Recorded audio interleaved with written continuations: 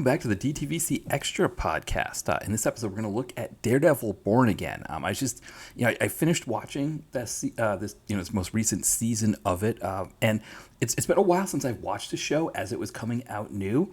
But I just figured, as I was watching it, this could be a good one to kind of do a deep dive on it. Daredevil's character and how Disney's handling it and all of that. So I thought this could be a fun episode. I know it's been about a little over a month since our last DTVC Extra when I looked at the Sony Spider-Verse without Spider-Man series. So yeah, it's been a bit, but again, it's another comic book one. That Nicolas Cage one I've talked about doing. I still want to do that one. So maybe in a couple weeks we'll get that one in as well. But yeah, I figured this could be a good deep dive. So what we'll do before we get into Born Again is we'll start to kind of we'll look at sort of the history of the Daredevil character, how we got to Born Again, and then I'll talk about the Netflix series as well, and then we'll talk about the Disney Plus series that just came out this year, and kind of my thoughts on that and where I think that series might be going. One thing to keep in mind is there are going to be spoilers, and there's kind of a spoiler. With that show, they're kind of right out of the gate.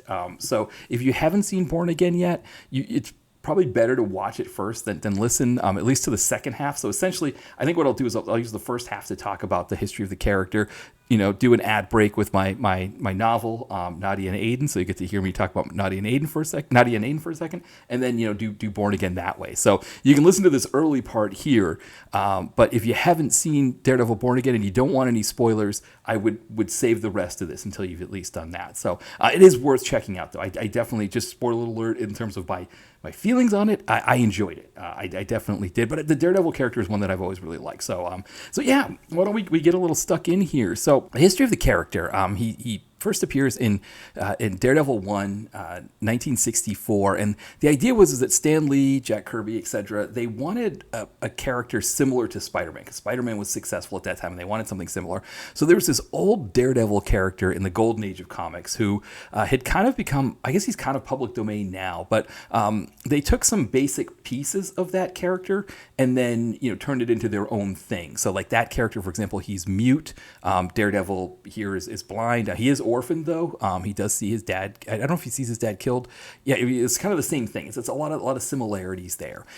That character, that Daredevil character, was actually brought back into Image in the early 90s, in the Image Comics universe, when they were first starting out. He's kind of, like I said, he's kind of a public domain character now, so kind of anybody can use him if they want, as opposed to the Marvel Comics Daredevil. But I know when people do use that Daredevil, sometimes they use a way to they kind of try to distinguish him from the Marvel Comics Daredevil that's become so prominent now. So that's that character in 1964, and initially he's well received. Again, the popularity of Spider-Man is kind of only natural. They have team ups in different episodes. Different issues. They become friends. But as the decade goes on in the 60s, I think they wanted to do some things to kind of maybe breathe some new life into the title, because at that point after about 5 years or so, I think they'd kind of run out of ideas on things that they could do with him. So they ship him out to San Francisco. They pair him up with Black Widow, and for a period of time, it was still Daredevil, but then it became Daredevil and Black Widow. And they kind of have a romantic relationship, because his relationship that he had with Karen Page, it kind of ends in the late 60s, like in 69, when he admits, or it confesses to her that he's Daredevil and she can't handle it or whatever. So that's kind of a theme, right? That Karen Page kind of comes in and out. And he has relationships with other people as well. In this case, Black Widow. There were issues as that book went on.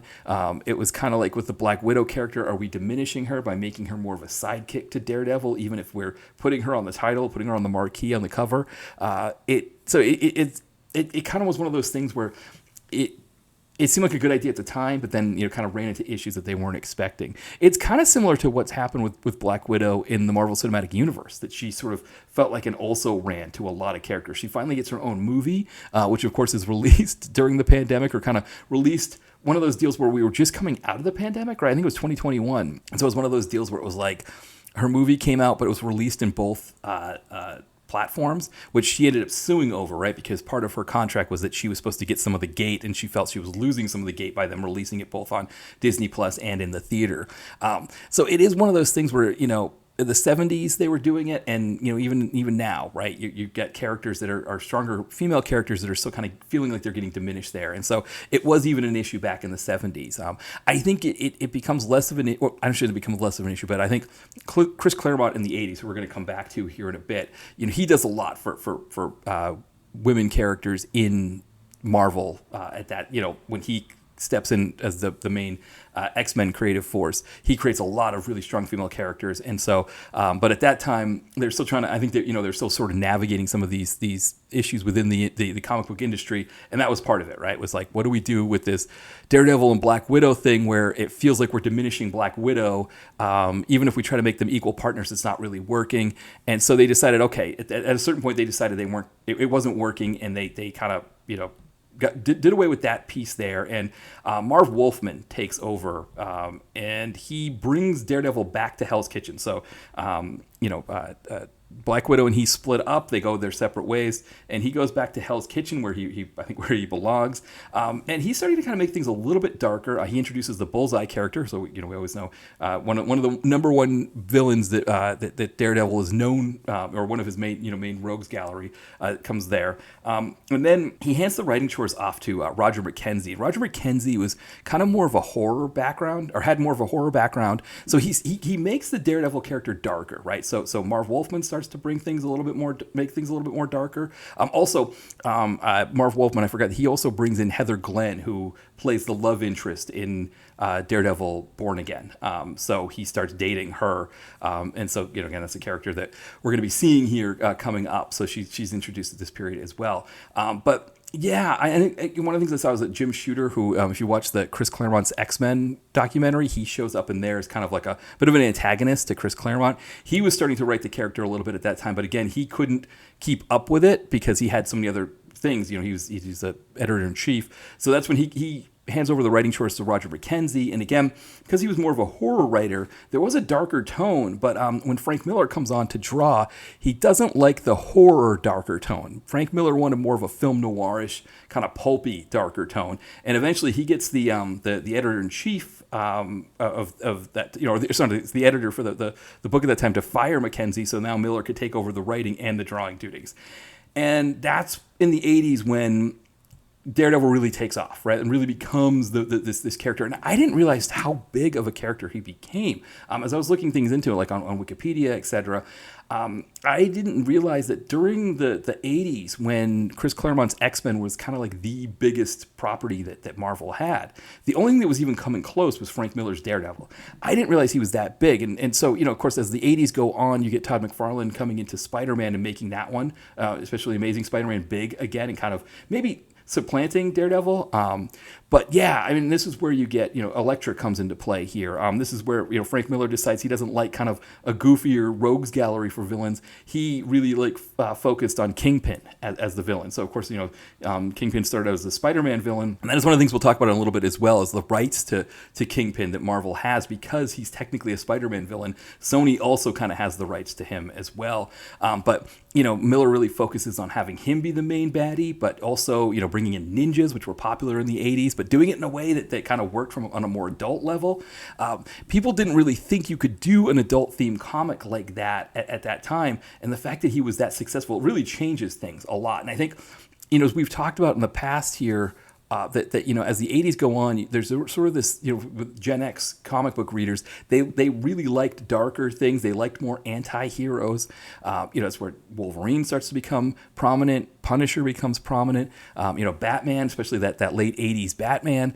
Anti-heroes were big at that time. And Daredevil really, really personified that. Frank Miller's Daredevil was as big a one as there was. Now, I come into Daredevil in the late 80s, early 90s, and I actually remember the first Daredevil issue I bought when I was first starting to collect comic books. And this would have been the Ann Nocenti period, where she takes over after Frank Miller in the late 80s into the early 90s. And I remember the issue. It had Daredevil on the back of a Ghost Rider's motorcycle. So it was my first time seeing Ghost Rider as well. The two of them were... It just looked really cool. I just thought they were both amazing. And I read the comic book. And the reason why I gravitated more towards Daredevil than Ghost Rider, because I thought they were both awesome characters at that time, as me, 10, 11-year-old Matt, was that Daredevil comics were cheaper.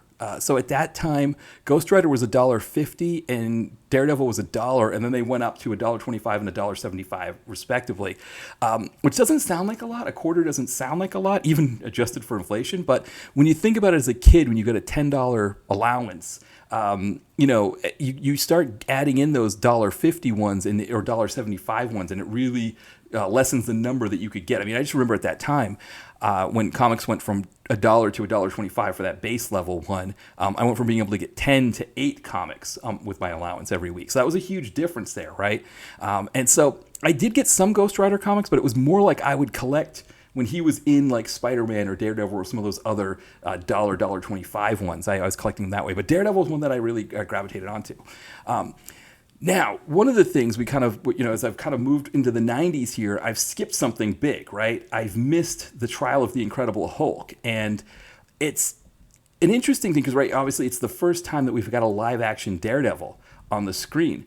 But the reason why I'm not, I didn't mention that first is that I actually didn't really care about the trial of the Incredible Hulk when it came out. So I was, 10, maybe, 10, 9, 10-ish when that one came out. And what I remember about those Incredible Hulk movies, because there was 3 of them, right? There's the Incredible Hulk Returns, Trial of the Incredible Hulk, and then the Death of the Incredible Hulk. There were a lot of TV movies that were on broadcast television at that time, or network TV at that time, that were just based off of old TV shows. Probably the most famous one, I think, is The Very Brady Christmas, right? That one, and my wife and I still watch that sometimes around on Thanksgiving. It's kind of an interesting Thanksgiving tradition we have. But there was that. There was obviously Perry Mason had TV movies at that time. You had Columbo coming back. So Hulk was the Incredible Hulk. I kind of just saw it as part of that kind of thing, like Walton's TV movie or whatever it was. Now, the idea with these is that sometimes they were just one-off TV movies, but a lot of times they were backdoor pilots to new shows. Like, so for example, A Very Brady Christmas leads to the Brady's TV show, which is very interesting because it also had continuity with the spin-off show that came after the Brady Bunch, where Eve Plum and Maury McCormick were playing adult versions of their characters, and they were married. And when they got to Very Brady Christmas, they brought those spouses into Very Brady Christmas. So they actually kind of kept that continuity, and then those characters were all on the Brady. So really interesting, because that's not something that happened a lot back then. You usually just kind of put in different characters and didn't really care about it. I mean, try watching the Golden Girls, from beginning to end, and you see how many daughters Blanche has or Dorothy has, right? And that they don't really seem to match as daughters from other episodes or those kind of things. So the fact that they had that continuity. But anyway, that was the idea, right? It was that you put out A Very Brady Christmas. Let's see what kind of response you get. And in this case, both, Trial of the Incredible Hulk was similar to Return of the Incredible Hulk, that was a backdoor pilot for a Thor TV series. This was supposed to be a backdoor pilot for a Daredevil TV series, and I didn't catch any of that because, again, I didn't watch it. I wasn't interested. That wasn't anything I wanted to do. They don't end up doing the Daredevil TV series, but it's interesting because Daredevil is one of the ones that you could have done on a TV series for a good price, if you think about it. It's very street level, right? I mean, that's one of the issues they said with the Spider-Man series, was that they didn't want to use any of his rogues gallery because it would have cost too much money to do that. Well, I mean, with Daredevil, I mean, they already had John Rhys Davies as the Kingpin. How much would it, for a Bullseye, for example, how much work would he take? An Elektra, right? You just put a woman in a skimpy ninja outfit and then intersperse, a martial artist, I don't know if you do Cynthia Rothrock or, Karen Shepard, whoever, but you know what I mean? Like, it wouldn't have cost that much money. But I think at that time, there wasn't a sense that there was a market for comic book movies. Now, even then, the Trial of the Incredible Hulk did well when I was looking at it. But I think there was also a sense, I mean, one of the issues was that people didn't really resonate with that Daredevil character. They were annoyed that there wasn't more Hulk in the movie. And the fact that the trial was just a dream sequence, right? There's not really a real trial. He just has a dream that he's in a trial. And I mean, when you look at the Daredevil outfit, right, it's not anything like that pulpy Frank Miller Daredevil that was out at that time. So if you think about it, if you were, 14, 15 years old at that time and you were collecting Daredevil comics and you see this version on TV, you probably wouldn't be all that interested, right? You weren't going to do anything with it. But anyway, I had missed all of that. I came back to it later, but I missed all that at the time. Now, for me with Daredevil, I kind of slowly, I don't want to say I aged out. I mean, I think I kind of got weary of the Daredevil comic earlier on because, again, I wasn't that old at that time. I was like, 10, 11, 12. And those stories, so after Ann Nocenti, you've got D.G. Chichester. I think it's Chichester. I know when I see the town Chichester here in America, we pronounce it Chichester, but I mean, he maybe pronounces it differently. But anyway, he comes in after Nocenti, and he's kind of doing these sort of bigger stories, like the fall of Daredevil. There were these. I remember these kind of longer arcs about where Kingpin was like sleeping in a cardboard box because he was trying to regain his empire, and Daredevil, I think, was his identity was out there and he was trying to live his identity. I think he was like trying to escape the cops or something.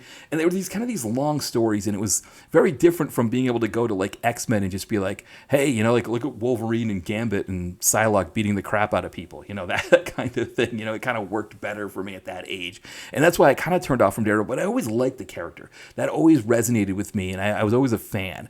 So I was a little excited when they were going to make a movie, and so that happens in the late '90s. They were when that's sort of that period in the late '90s when characters started to get optioned off, right? That Marvel was trying to sort of sustain itself, and it started peeling off pieces. So I guess what happened with Daredevil was originally 20th Century Fox got the rights to Daredevil, and then they didn't want to do anything with it, I guess. And so it's kind of a weird thing. They didn't want to do anything with it, so then Columbia took over, which again, Columbia at that time wasn't Sony. They were still Columbia. But then New Regency got the rights, but then the movie was distributed through Fox, and Fox raised all the money for the film. So we still think of it as a 20th Century Fox movie, but it's also kind of a New Regency movie. But I remember when that came out, I saw it in the theater. I think I saw it opening weekend with my friend Petrowski, who sometimes listens to the podcast, if he remembers us going to see it. The thing I remember was it felt kind of over the top-ish. The Michael Clark Duncan in particular, and I remember my friend and I at the end when Daredevil's fighting him, Ben Affleck is fighting him at the end, and he breaks his knees, and Michael Clark Duncan lets out this big yell or whatever. We were just burst out laughing in the theater. And again, that's not what the movie was supposed to be, right? Daredevil was supposed to be darker, supposed to be more serious. And later there is an R-rated version, an R-rated director's cut that comes out that kind of is a little bit closer to what you want from that. But I mean, Michael Clark Duncan, I think, and I don't know that it's his fault. I mean, I think that's what they kind of wanted from him, was this sort of like, earlier 90s over-the-top baddie, right? From like a movie like The Phantom or a Dick Tracy or something like that. Like, that's kind of what he's bringing. Whereas like Colin Farrell, on the other hand, is just so like kind of offbeat and sinister. When we get later on, when we get to the Vincent D'Onofrio Kingpin, that's kind of more what I remember from the comics. I mean, Kingpin, when you'd see him on the page, it was, there's like a fear in it. And Michael Clark Duncan's baddie didn't really have that. I mean, the movie does well enough, though. At that time, movies didn't need to make as much in the theater as they do now. Yes, you still want to do your major damage in the theater. That's where you pull in the most money. But for this movie, it does roughly double, a little bit more than double its budget, which isn't bad at that time because you can make a good amount in the secondary market. But again, then they were re-releasing these director's cuts and things like that. So I think the movie's lived on in a better way. With the sequel, I don't know why there wasn't a sequel. I know part of the reason there wasn't a sequel was the Elektra movie, right? That comes out that next year. They rushed that movie out really.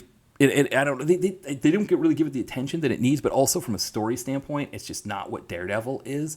It's almost like they took all the bad parts of the Daredevil movie that they cut like a half hour out to get it to be PG-13. It's almost like they took all that bad stuff and leaned into the bad stuff when they make Electro. It's not really Jennifer Garner's fault, but again, the characters that Frank Miller has created, and then before him, Marv Wolfman and Roger McKenzie, those characters that they've created over time, they're really, really good. They're ripe for movies. They're ripe for TV shows. They're the kind of characters that you can build a lot of great things on if you do it right. But yeah, it just, it didn't work there. And the other thing too, I think, and the director of the Daredevil movie did say he did too much in that first one, right? He had to add, he put everybody in it, right? He put Daredevil, he put Elektra, he put Bullseye, he had Kingpin. And that's one of the things that the TV series does a better job with, right? The TV series says, no, this is going to be Daredevil versus Kingpin. We'll bring in Elektra later. But I think there was a sense at that time, in the early 2000s, we were still close enough to the original Elektra. I mean, they were going to do an Elektra movie in the 90s. They had optioned her character off beforehand. And I think that's part of the reason why Fox wanted to make that character, make that movie sooner, is that they knew how popular that character was. And so there would have been probably pushback if there was a script that didn't involve Elektra. I mean, you could have involved Elektra but not involved Bullseye, but then it's like, oh, how do we lose that great Colin Farrell, because he's so fantastic in that movie. But I think that's the issue, right, is that there's just too many things going on there. And so I think that weighs the movie down. And I guess I don't know what they would have done with a sequel. I mean, they were talking about doing a sequel. Ben Affleck said he would have been interested in a sequel if they had made it more serious. Michael Clark Duncan said he couldn't play Kingpin at the size he was at because he had lost weight at that time. I don't know that you even need Kingpin for the baddie in a second one. I don't know that you would have needed Michael Clark Duncan, but I don't know. I don't know where they would have gone with it. And so, and again, Typhoid Mary would have been a great baddie to put in there. Of course, they lost Typhoid Mary, right? They butchered that character in the Elektra movie. So what are they going to do after that? So at that point, right, Daredevil kind of sits as they're kind of figuring out what they want to do. As the 2000s go on, they think about rebooting the character. Because again, he is such a major force in Marvel. I mean, I don't know where you'd rank him. As we talked about, right, in the 80s, he was right there with the X-Men as one of the best, one of the biggest ones. That Frank Miller run makes him that prominent. I mean, he's probably a top 10 character. He's one that you would want to use. And I mean, if Fox still had the rights to him, they would want to. He could have been their Spider-Man, and I think that was kind of the idea when they had the rights to them to begin with. Was like, okay, the Spider-Man movie is doing well. Let's have our own version of Spider-Man, someone who kind of looks the part. When you look at it from the Fox standpoint, I mean, they butchered Wolverine with that bad X-Men Origins Wolverine movie, but they kind of come back, and I mean, they definitely redeem it with Logan. The Deadpool movies are really successful for them, but they never really put the money into them that they should have. They just didn't understand what an R-rated comic book movie should be. And I think that's where Daredevil really suffers there, is that Fox didn't really see the value in R-rated comic book movies, and they didn't really go for them. There were other properties that kind of ran into similar issues. I mean, the Punisher, the Thomas Jane Punisher, that also for me feels like it suffers from identity crisis because it doesn't know what it wants to be. Do I want to be R-rated? I should be R-rated, but it's a comic book movie. At that time, the most money comes from it not being R-rated. It should have been all right. I mean, I think that's why I like the Punisher Warzone one better. And then, of course, when we get the John Bernthal one, they all kind of work better. Even though Thomas Jane showed in the Dirty Laundry short movie that he can do that part. He can play the Punisher, and he can play it really well and do it well if the material's good enough. And I think that's the issue, right? Is the material just wasn't good enough. But anyway, so the 2000s are going on, and Fox is sort of scrambling to try to get some kind of reboot. They're going to different people, having them write it. The reality is I think it's 2012 is when the rights revert back to Marvel. So if they hadn't made anything by 2012, the rights revert back, and that's what happens. They don't end up getting anything done before then, so Marvel has the rights. And so at that time, Marvel was looking at, I think they talked about maybe doing a movie. I think they wanted, I think they saw Daredevil as somebody that you'd make a movie with. But the thing is that Daredevil kind of lends itself to R-rated material, right? I think they didn't want to run into that, and so Drew Goddard, who ends up being the creative force behind the TV series that we end up getting, he goes to Marvel kind of with an idea for a sequel. But initially, he had an R-rated sequel to the first Daredevil, and so he kind of goes to them when they get the character back and says, I'd like to make this R-rated movie, and Marvel looked at it from two ways, or Marvel, Disney, etc. They looked at it from two ways. One, they didn't want to make. They weren't really they weren't really interested in making a R-rated movie, right? At that time, they felt like R-rated movies. I think they still had the mindset that Fox ends up having, right? That R-rated movies have a ceiling, and they didn't want to do that. They had an idea that they wanted to keep these PG-13 with the MCU, even though they looked at Daredevil as a character that should be a part of the MCU. Kevin Feige was excited to get Daredevil into the MCU, but an R-rated version wasn't going to work. The other thing was that Daredevil was too street level for them. And they didn't like the idea of making $25 million movies. They wanted to make movies that they spent, 180, whatever on, that could potentially pull in a half a bill, $750 million, maybe even $1 billion in the box office. That's what they wanted to do. They wanted these big over the top things, and that's not Daredevil, right? Daredevil is not, putting on a spacesuit, right, and flying off into space and fighting, with the Guardians of the Galaxy or whatever. He's in Hell's Kitchen. He's jumping around, throwing billy clubs and beating up thugs. He's not. That's not. He's not sort of a. He's a street level character. He's not some big cosmic hero that's out doing these bigger, larger than life kinds of things. And so, as Marvel was looking at it, there's this idea of like, well, what if we, there's this sense that they wanted to kind of put some TV series out anyway. They could put on Netflix and they could make them R-rated. And I think, Drew Goddard really liked the idea of this, that he could do a TV series and sort of expand something out. Not really worrying about whether it's R-rated content or not, but also not worrying about the budgets in terms of like, I shouldn't say making them too low, but he could, he wasn't have to worry about like tying something into a big cosmic storyline. And so the idea came from Netflix to kind of make their own like street level Avengers that ends up becoming the Defenders, right? You've got Daredevil as the first one, but then you'd have Jessica Jones, Luke Cage, and Iron Fist, right? And those four would team up in a Defenders miniseries, and Daredevil was going to be the first of those. But the other thing that happens, of course, is as Daredevil goes on, we get introduced to some really amazing characters as well. So first off, we get Vincent D'Onofrio playing Kingpin, and he brings this sinister quality to Kingpin. It's almost like as the story goes on and they try to give you Kingpin's background, and you might start to feel a sense of, sympathy for him, or you might start to identify with the character on any level because there's sort of a humanity coming to him.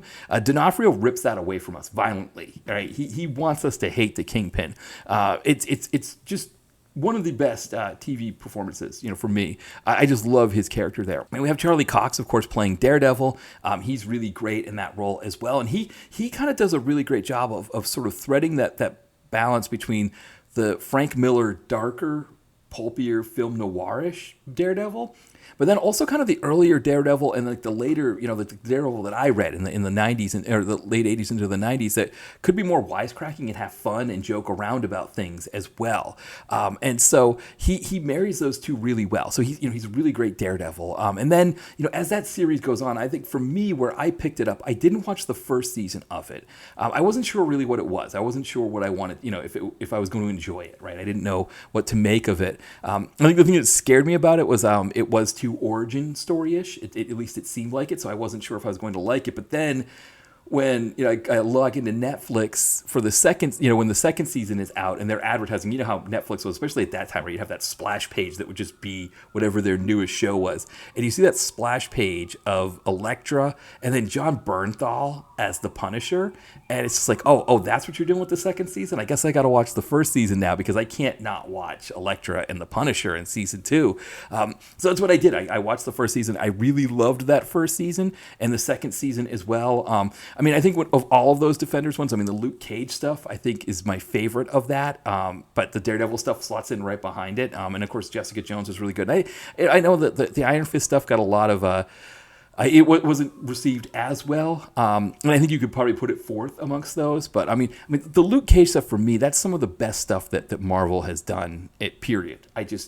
Those 2 seasons, I absolutely love that stuff. But the Daredevil stuff is right up there with it.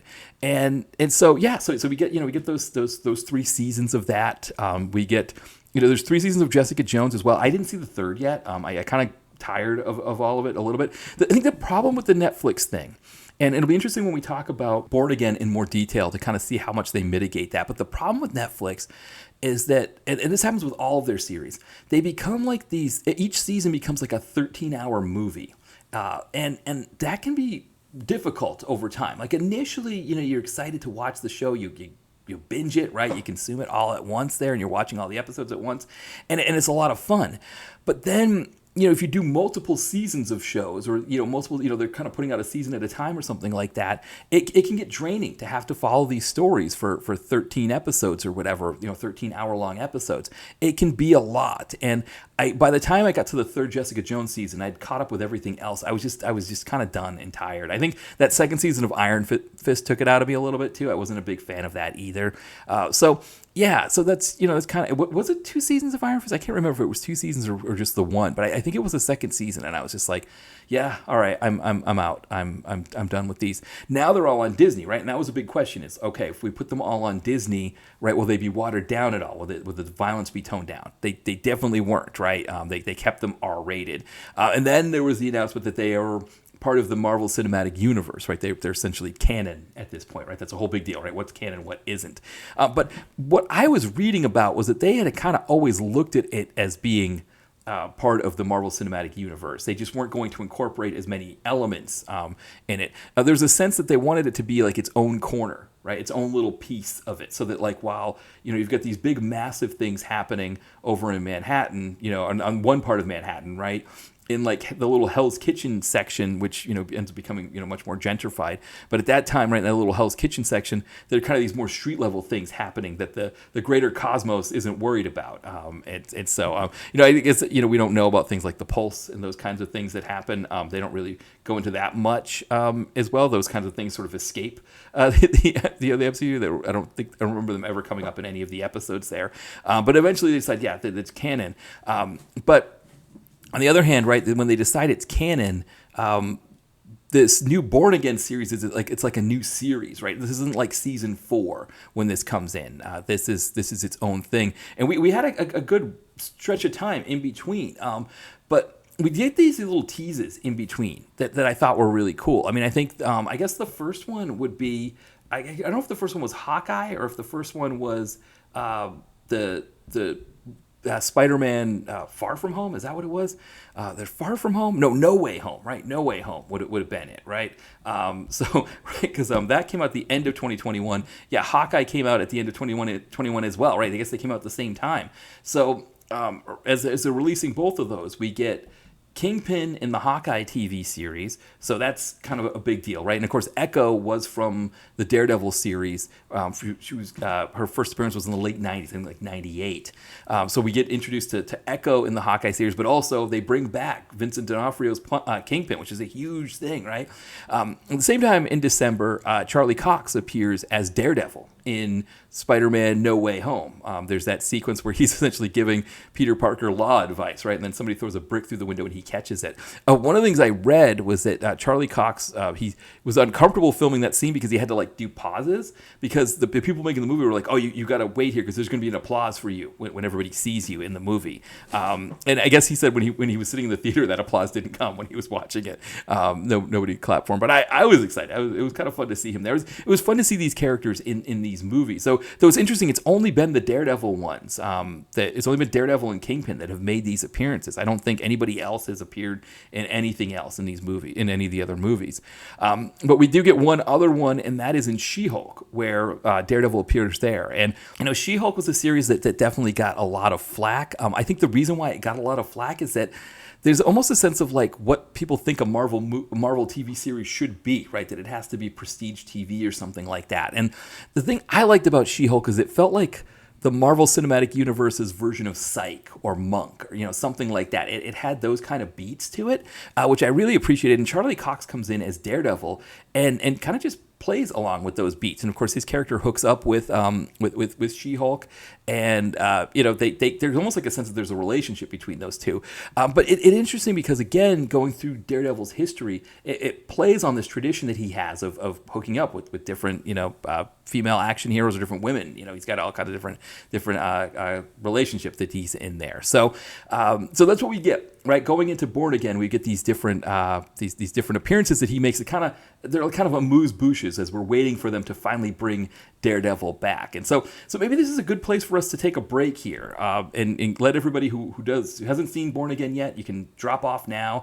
Don't drop off until after you've heard my Nadia and Aiden spiel though first, and definitely also don't drop off until you've click the link in my in the description here to buy a copy of Nadia and Aiden. I always appreciate if people do that. So why don't we do that? We'll take a break. You can hear about my novel here, and then when we come back, we'll get into Daredevil Born Again.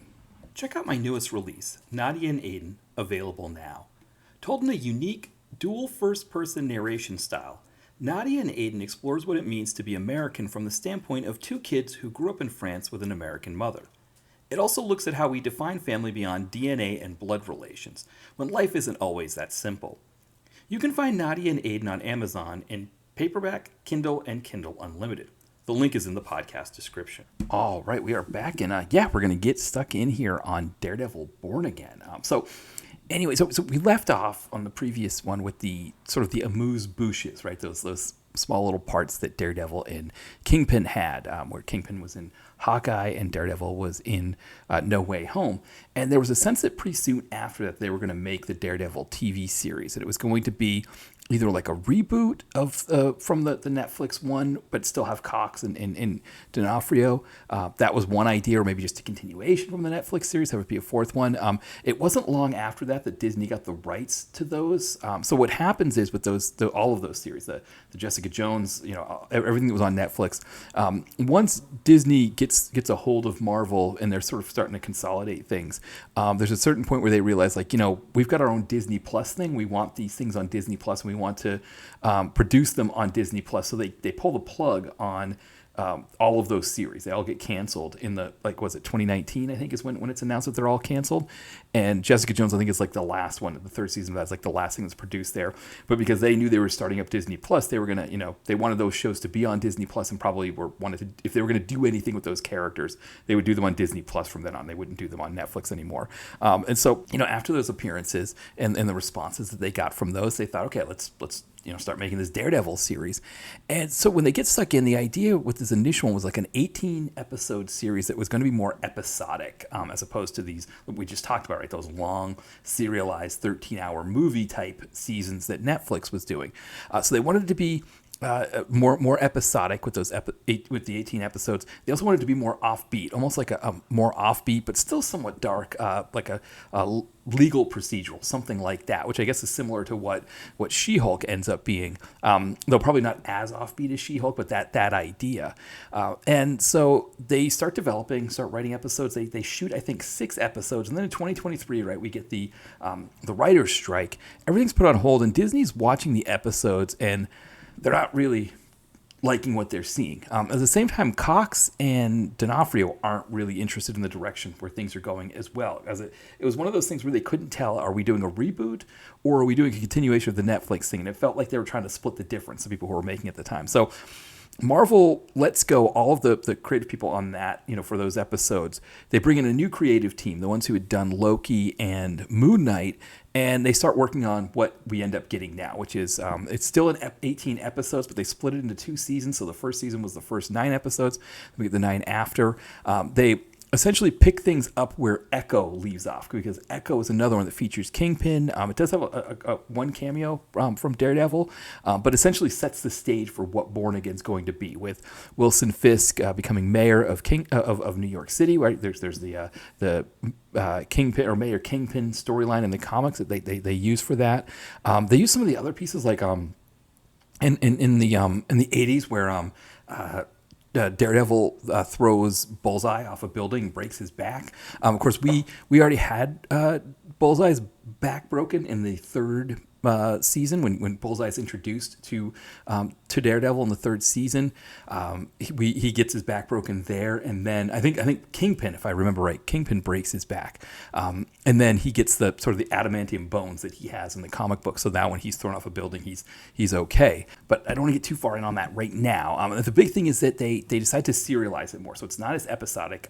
But with 9 episodes, and each episode not being quite as long as the Netflix ones. The Netflix ones could be 75 minutes in some cases, which for me, right, the direct-to-video world, that's sometimes the length of a movie, right, that I'm watching when I'm reviewing it. So to have an episode of a TV show be like that, I remember that with The Sopranos. Watching that, my wife is a huge fan of The Sopranos, and I remember watching that with her and having seeing those kinds of episodes and just feeling like it was a slog to get through The Sopranos. Even though I really liked that show, I thought it was a really great show. It's one of the best. I think it's objectively, in terms of what I like for movies, I think it's one of the best shows. It's not one of my favorites, but I think it's a really great show. But yeah, those long episodes, they could be rough. But anyway, so that's that. We get shorter episodes, but we go kind of a longer. Again, it's serialized, so each episode is sort of playing on the other. And, they bring back some of the characters we remember, right? Foggy Nelson, Karen Page from the earlier show. They tease out that Bernthal is going to be there. Of course, we know we're going to get Bullseye. We're going to get Kingpin. So, it's something I was excited for. I was kind of curious to see what they were going to do with it. And, I've given you the warning about the spoiler alert, so we're going to dive right in here as we talk about it, because the first thing that happens right out of the gate is Foggy Nelson is killed. I was not expecting that at all. And the mindset when I was reading about it was that they thought, well, we can't really tell. Foggy Nelson is sort of he's Daredevil's moral compass, and so without him, it kind of allowed Daredevil to kind of be more all over the place. It could kind of throw the whole character into a tizzy, I guess, if you want to say. But it was a shock. It was something I wasn't expecting. I don't know that I was a fan of. I mean, you think about like the first season of Daredevil, the Netflix season, where Ben Urich gets killed. Kingpin kills Ben Urich right away. And so we get Ben Urich's niece in this series, where she's doing like a web series, about what's going on in New York City. But I remember that being a bit of a shock too. That Ben Urich, such a big character in the Daredevil series, was just killed off that early. And I mean, that kind of felt like the kind of provocative thing that a Netflix series would do to kind of throw you off the scent of like what you're expecting. And granted, Karen Page's character in that one, she sort of takes over, right? She becomes the Ben Urich character, and so in a sense it works, but it was it's still shocking. Again, we get the shock here of Foggy Nelson passing, dying early on like that, and then of course there's sort of the crisis of confidence that Daredevil, Matthew Murdock, has, where he doesn't want to be Daredevil anymore after that, and he's kind of just going through his life as a lawyer. But then when Fisk takes over as mayor, right, when he becomes mayor, it's almost like he knows he's got to get back into being Daredevil. And there's a few things about the series that I liked. I liked them bringing Punisher back. John Bernthal's Punisher, he's fantastic. And one of the things I was reading about was that they wanted to make these shows a little bit more concise. And the Netflix series could be a little bit more talky.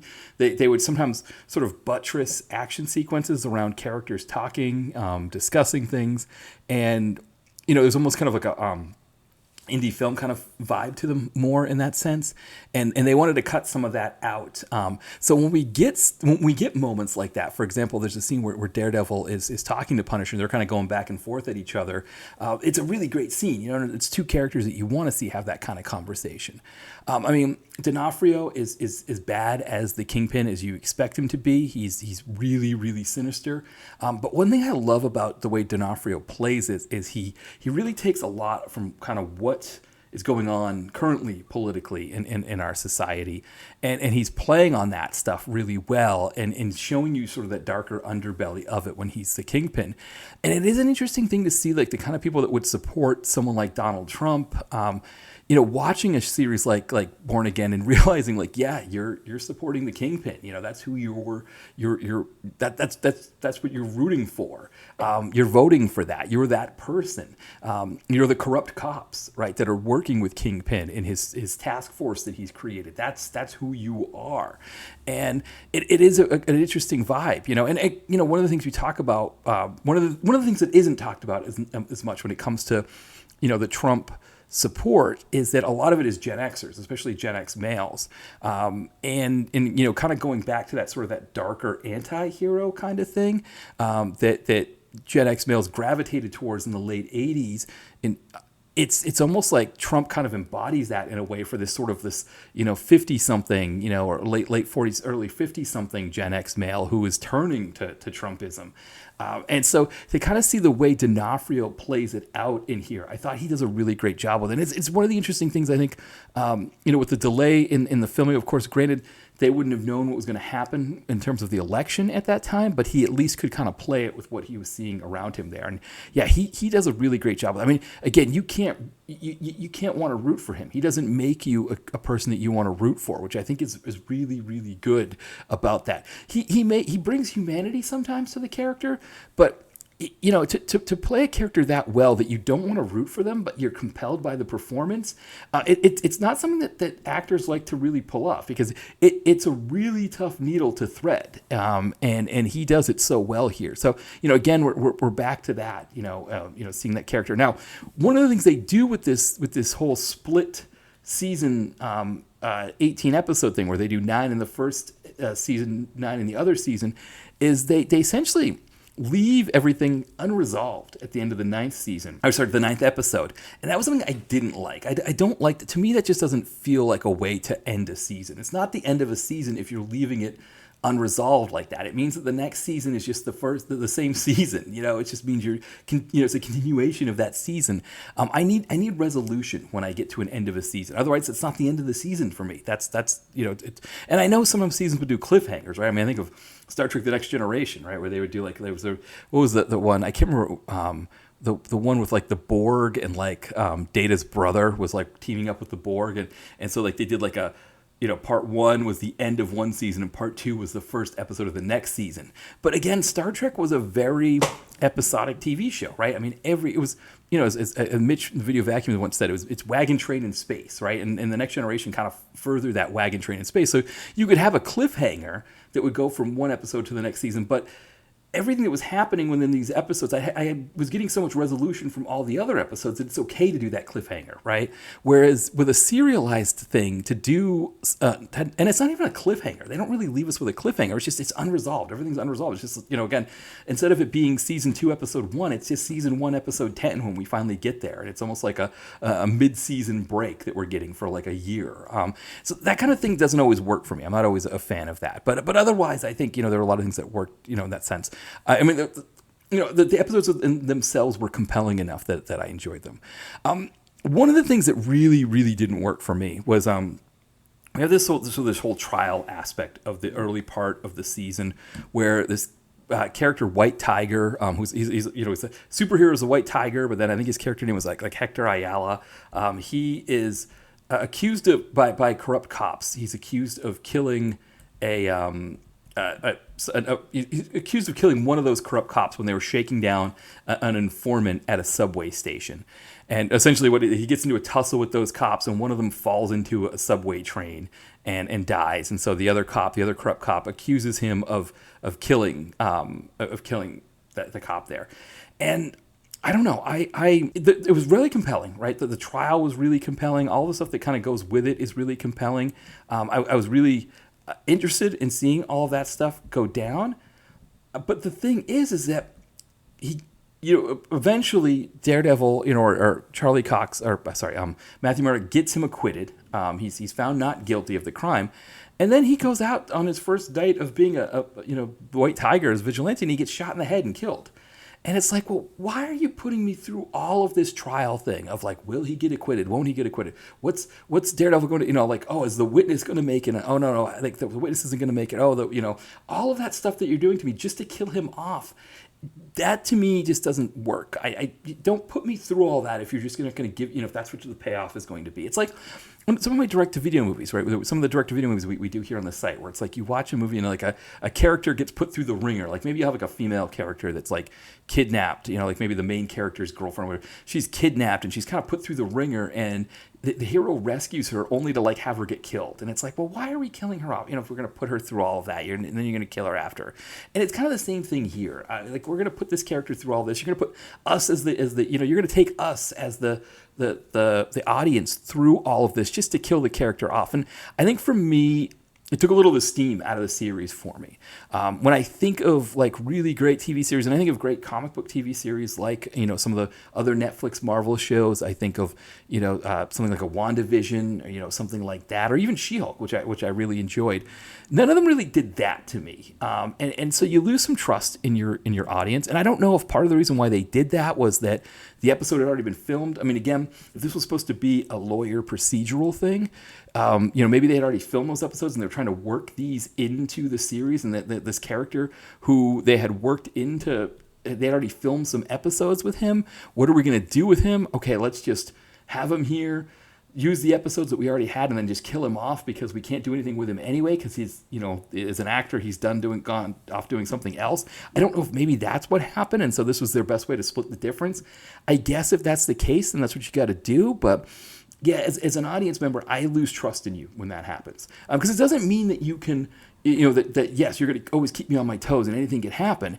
It means that I can invest in a lot of something with you, and you're just going to, kill that off if I'm investing too much. And so it makes me not want to invest, right? I don't want to invest in your characters because you could kill them off at any time. And, I think that was one of the things that The Sopranos, going back to The Sopranos, right, that they did really well with that, is that they kept your trust, right? They allowed you to get invested in characters, and you knew that they could get killed off at any time. but they, even when they would kill them off, there was a sense of like I don't know, I don't know how to explain it. You didn't feel like you wasted any time investing in those characters the way that they killed them off. And I think part of that was because those characters, a lot of times the actors playing those characters didn't even know they were getting killed off, right? Sometimes they would film two versions of their scenes. And then, when they watch the episode themselves, they see which one was used, right? Whether their character died or not. Sopranos, I think that's something, if they're going to do that kind of thing in the future, I think Sopranos would be a one to look at as a show that could do it well, that could kill characters off well. But that to me was something that's like, you're going to take me through this whole court thing and the ups and the downs of that just to kill off a character. For me, that didn't work. So I wasn't a fan of that. But I think the thing is as an action movie fan, this delivers enough of the action stuff that I really want. I mean, there's a fantastic sequence where, again, Daredevil, he's had this crisis of conscience after Foggy Nelson, his best friend, has died, and he doesn't want to be Daredevil anymore. But he's taking on this Hector Ayala case, and he's going to track down a lead. And the two corrupt cops show up, and they're kind of trying to rough him up a bit. And they put a gun to his head. He knows they're about to kill him, so he's got to be Daredevil now, right? And he beats the crap out of them. And it's such a beautiful, refreshing scene, And again, the guy who's playing the corrupt cop, the one in particular, the actor's name is Hamish Allen Headley. He plays his character Powell. He plays that corrupt cop so despicably that you just want to see. Charlie Cox just beat the crap out of him, just take him down, and he does, right? He just beats him up, and so that kind of stuff you get is really nice. They bring in the Muse as a villain here. I thought that was a really great storyline. I thought that worked really well. I thought that Daredevil finally just becoming Daredevil again to take down Muse, I thought was really great. So that all worked for me there. I think going back to The Sopranos, we get James Gandolfini's son, Michael Gandolfini. And one of the things I liked about that character was the interplay between him and Kingpin, where he's, sort of completely devoted to Kingpin, right? He wants to do everything he can. He's completely green in the political world, but Kingpin sees somebody who's loyal and somebody that can do things for him. And so he kind of rises through the ranks just by being loyal, because one of the things about what Kingpin does is that, there's a lot of laws that are broken when you're Kingpin. There are a lot of things that you do that require the trust of other people if they're going to work. And so loyalty is like his number one thing. Is this person going to try to stab me in the back? And he knows when it comes to the underworld that it's hard to find people who are loyal, right? Everybody's looking out for themselves. And so, you think about that first season where you had Wesley. Wesley was kind of that character that was always in the books. And so, again, he's a character that when he gets killed off, when Karen Page shoots him in the first season, that was a huge shocker for me, too, that they got rid of Wesley, because I always remembered him as Kingpin's sort of like number one, fixer kind of person. And so when Kingpin finds somebody like that, he really wants to hold on to them, and so it's an interesting interplay, because again, there's sort of his character who's sort of like the second in command, it's played by Sabrina Guevara. She plays Sheila Rivera, who's sort of like the kind of the main assistant to the mayor. She's the one who's like scheduling everything. She's the one who's telling him what to do and all of this stuff. And then he has this character named Buck, played by Artie Froshan, who's like, again, the Wesley type character who's out still doing his deeds for him, sort of in the underworld phase of this. But she's sort of trying to reconcile this. She's trying to make the Kingpin more of a mayor, whereas Michael Gandolfini's character is more of what Kingpin wants as his second in command. And it's kind of interesting to see that, even though he's completely green and has no experience with that, he keeps rising through the ranks there, which I thought was a really cool interplay there. We got Wilson Bethel's his Bullseye. He's back as Bullseye. Another great performance there. I liked him. I like Deborah Ann Wall as Karen Page. She's kind of in and out, because again, we've got Margarita Levieva, who's playing Heather Glenn, who we talked about in the previous segment, right? That's in that 70s iteration of, that like mid to late 70s iteration of Daredevil, when Marv Wolfman takes over. He introduces Heather Glenn as the love interest, and she's the love interest in this episode or this season, whereas Karen Page disappears. She's there for the first episode. She kind of comes back here and there, and then she comes back at the end for the last episode. And she's the one who brings in John Bernthal's, the Punisher. And so we get to see Daredevil and the Punisher starting to take people out and stuff like that. But even then, we don't quite get it all the way you want it, right? they have to hold back with episode 9 because, again, they're just going to continue all of this stuff into the second season, which I think is another issue why that finale didn't work for me. Because, again, it's not a finale, but they're holding stuff back because they're saving things for that next season. And, again, it's not... Don't call it another season. Just call it season 1. Just continue the numbers on there. But again, getting Jon Bernthal back as Punisher, I think is really good. There's a word that they're going to do some sort of like television special with him to kind of bring that character back or do something more with that character, which I think is good. I mean, we could always use more Jon Bernthal Punisher. I think we could have used him more in this series, and maybe we're going to get more of him when we get into that second series. One of the things that they tease at the end that they don't end up paying off is they mention that he needs an army, right? If he's going to fight the Kingpin when he gets to that last episode, he's like, I need an army if I'm going to take him out. And so he goes back to the bar that he would hang out in with Foggy Nelson, and there's people there. And it's more like just cops that aren't corrupt cops that are hanging out there. I was really hoping that when he goes, I need an army, that he'd get back there and we'd see Jessica Jones, Iron Fist, and Luke Cage, just sitting there ready to do whatever, and take them down. I think that's what we really need. That's really what I'd want. But, I think it's one of those things that they probably can't tease that too soon. I don't know. I know they were talking about bringing those characters back, and maybe they will at some point. But yeah, it was kind of disappointing to not see everybody there. So again, going back to it, I mean, there are things that I really liked about it. I think from an action standpoint, you get some really good fights in this. I mean, his fight with the Muse is a good one. He has a couple of good fights with the Muse.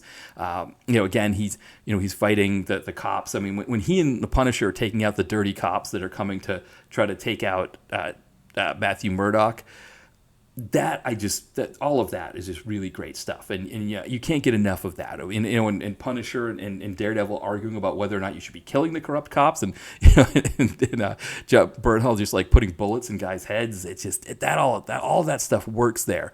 I just think from a storytelling standpoint, there are a few issues that I had that make it so it's not like up there as like one of my favorites, but it did the job, right? I mean, it was entertaining. There are a couple, I guess like Easter eggs you could call them, or little moments for people who kind of are into kind of the greater MCU, Marvel Cinematic Universe. You get Kamala Khan's dad shows up as a banker, and again, I think that episode might have been one of the ones that was shot beforehand because there's like a bank robbery hostage situation, and Charlie Cox, as Daredevil is there as Matthew Murdock, but they don't know that he can like hear what's going on and all those kinds of things, and so he uses his special powers without letting them know he's using his special powers to essentially save the day and stop the foil the robbery. But the fact that it's Kamala Khan's dad is sort of tying us back to the Marvels and the Ms. Marvel TV series. So it's a little bit of that Easter egg kind of thing that kind of gives you a little sense of the fact that Daredevil is now in the greater MCU, which I thought was kind of a cool touch there. Would like to see maybe a little bit more of that kind of thing. You've got all kinds of characters at your disposal that you could bring in. I mean, I think they've already got those next episodes lined up, for what they want to do with the next 9 episodes. And I don't think they want to go too crazy, but I definitely want to go crazy, right? I'm thinking like, okay, let's bring in everybody, right? Like why not bring in Moon Knight? Just have Moon Knight show up, and we could use some Oscar Isaac's Moon Knight, and kind of just have him helping out. Again, bring in those old Defenders. At some point, right? We got to get Elektra back. Elodie Young's Elektra, she was fantastic as Elektra. She could show up, right? There's no reason why Kingpin should be there, kind of like running New York the way he's running it. There's plenty of people that Marvel has in New York City that could be there to help him out and take back the city. And it would just be, you could have, again, your sort of your Avengers Endgame moment where you just have all of these street level heroes just walking down, the street in New York City. I don't know where you're walking on Broadway. I don't know where you'd be going, walking down to City Hall, down Canal Street or something like that. And just, getting ready to just go in and just take them out, and that could be a beautiful thing. I don't think we're going to get anything like that. I mean, again, for me, I don't even know why I need another season of that. I think I could have done one more episode 10, where it's just the Defenders show up and then they all, save the day and end the episode. That's it. So I don't know what they're going to do with this next season that they had to essentially carry everything over from this season. They could have wrapped this season and had the next season be its own thing, but they didn't want to do that, right? So again, season 2 is essentially season 1, continued. So we'll see what happens there. And then, I guess it's a question of what's going to happen with the rest of those Defenders characters. I know, like for example, the Iron Fist one didn't get a great reception. I did look to make sure there was a second season. I thought there was a second season. I was pretty sure. So yeah, so we got to see that. I got to see that was definitely the case. I know the thing with that Iron Fist character is that even though that the show wasn't well received, he fits in perfectly with Shang-Chi in the Ten Rings. And I know that was a film that didn't do as well as they would have wanted. And granted, it came out during that immediate post-pandemic period, so it wasn't expected to do as well. But that's a character that we haven't really seen much of since, at least that I know of, since that movie came out. Pairing him with Iron Fist could be a really fun thing. Bringing in Luke Cage with that as well, you could kind of mix those characters together. Again, we talk about Moon Knight. Moon Knight works perfectly in that street level sense. There's really no plans to make another Moon Knight movie or Moon Knight TV series. Why not bring him into Daredevil? Or bring him, mix him in with some of these other things that they're thinking about. Now that he's sort of part of the greater, all of these are part of the greater MCU. Maybe you want to keep Daredevil street level, and you don't want to go that crazy with it. But maybe you do want to add some of them, Luke Cage or somebody like that, and have them, doing adventures with Captain America and whoever. So it could be interesting to see that. I mean, the other thing I would say here about Born Again is that it is solid enough. I think it does what you want it to do. And I know Kevin Feige has been getting some flack lately just because there's been a fair amount of duds within the Marvel Cinematic Universe. Even though last year we had Deadpool and Wolverine, which was really fantastic, right, and did exactly what we wanted that to do. And then of course there was the recent Captain America movie. And for me, I kind of feel like Brave New World would have been better served to come after Daredevil. I think if they had put Daredevil out in January and then released Brave New World in February, I think that the buzz from Daredevil Born Again might have been enough to kind of jump sales a little bit that people would have been looking for. But then again, I don't know, because none of the characters that are in Born Again are going to be used at all in Brave New World. Which again, I don't know how they would have done that anyway. But I don't know. It's going to be interesting to see if this has any positive effect on Thunderbolts, because it does seem like this series has been well received and people have been enjoying it. At least that's what I've been seeing. Though granted, I've been avoiding a lot of people talking about it because I'm usually like a day or two late on each episode, so I don't want to see what people are thinking about it. So I probably should have looked at what some other people thought when they were covering it to see if it's being as well received as I thought it was. But anyway. So now we got to wait a year, right? We got to wait until next year for the wrap for this. So it'll be interesting to kind of see, what things are teased about this upcoming season. What things are. I mean, I think it's been shot. I don't know if it's already been shot, or maybe they're going to shoot it this summer. But yeah, kind of they tease what characters they might be bringing in from some of these, because again, Daredevil's got a lot of characters that could be used, a lot of them that were already introduced in the first 3 seasons that we could definitely use again. We could use Elektra. It'd be great to have her back. Great to have any of the Defenders. But then again, just thinking about some of the other ones, I was trying to think off the top of my. I mean, Echo. If we could bring Echo back, right? Maybe she wants to come back and get her revenge on Kingpin. We could get some fun stuff here for this next season. We'll see. We'll see what happens. But I think getting Daredevil into the greater MCU like they've done here, it was something that was necessary. It's going to be interesting now, because now the next thing is for them to get the X-Men in, right? They want to start getting, and they kind of started the process a little bit with Daredevil and Deadpool and Wolverine.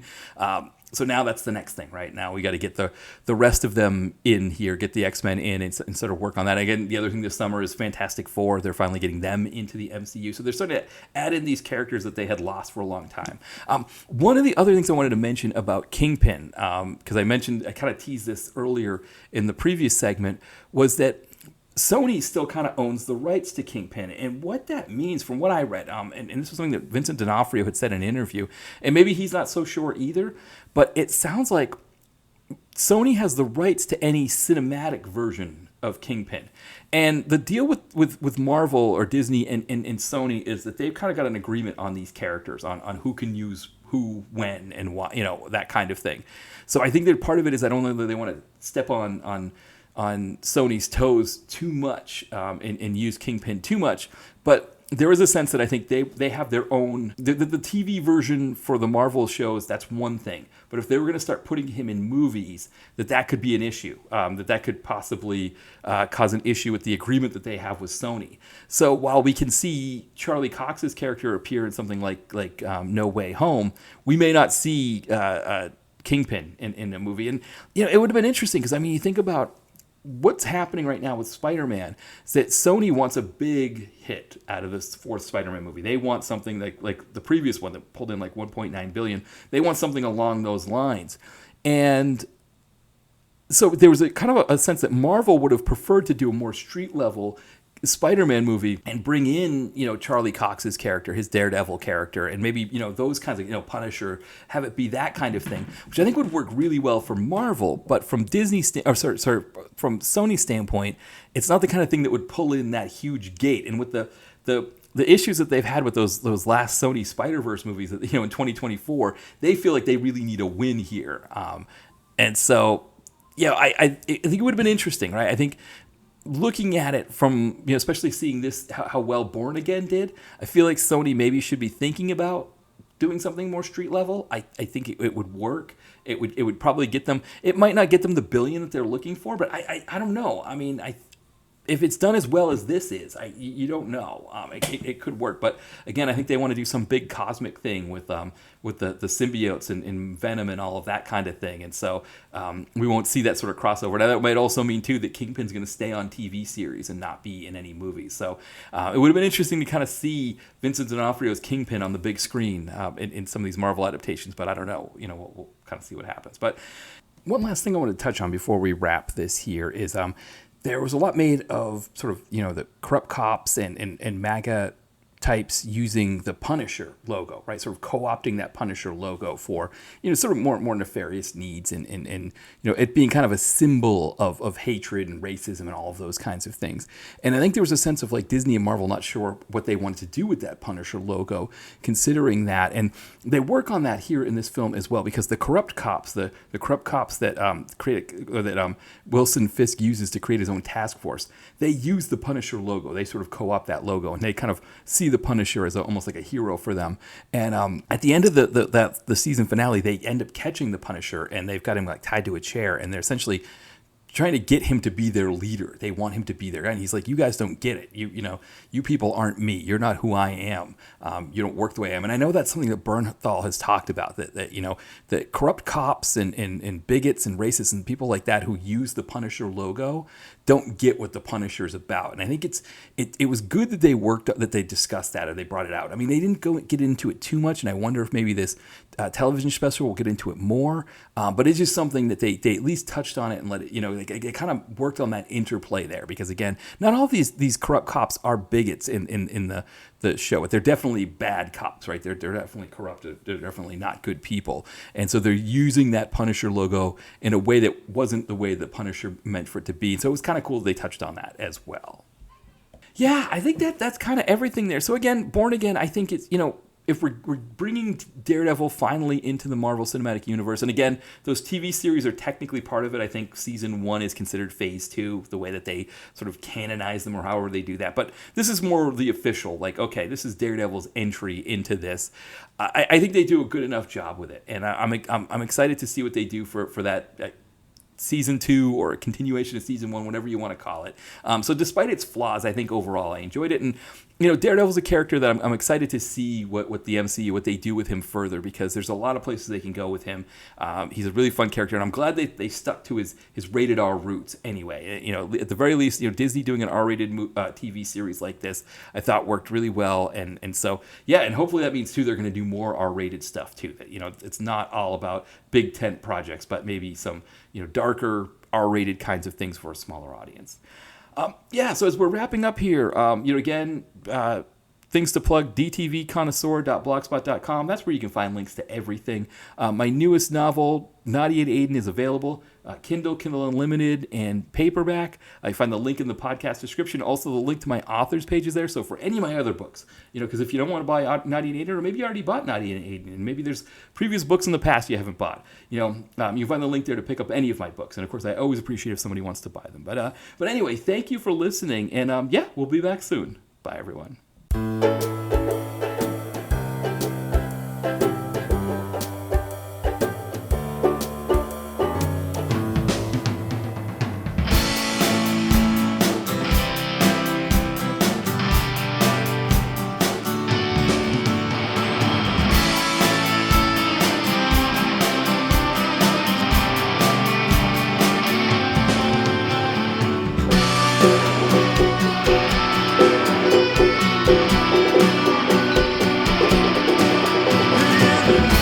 Direct to